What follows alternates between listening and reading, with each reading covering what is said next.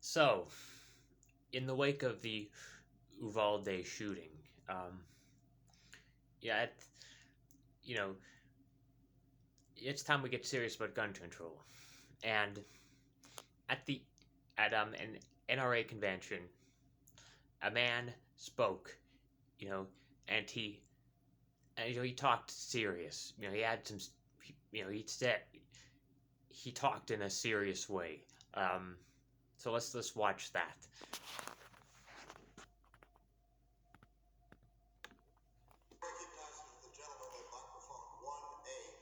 Thank you. My name is Jason Selvig, and I'm from West Palm Beach, Florida.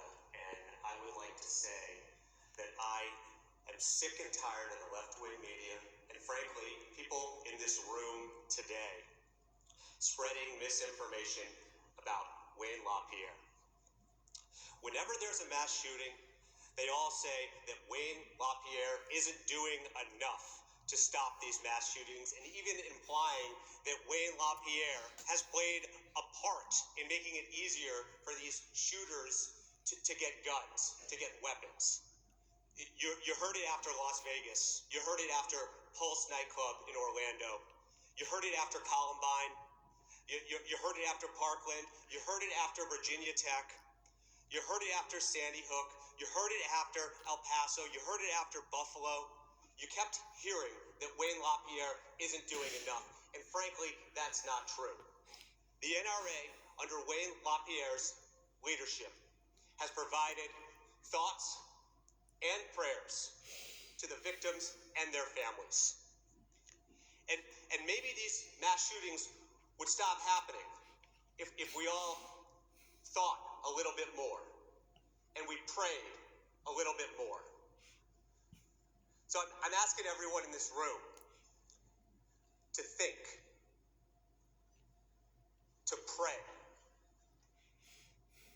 Give your thoughts and your prayers and your thoughts and your prayers and your prayers and your thoughts. And if we give enough of these thoughts and these prayers, these mass shootings will stop.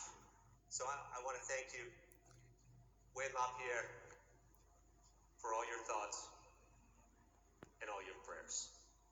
Thank you. Yeah, it's time to get serious. Thoughts and prayers. That was the comedian of the Jason Selvig of the good the Good Liars YouTube channel. I don't know if he's on YouTube, but yeah, he was that was that was like a practical joke. That's all the NRA these NRA politicians. That's all they have is thoughts and prayers. They don't have anything else for you other than that. It's we need actual like solutions.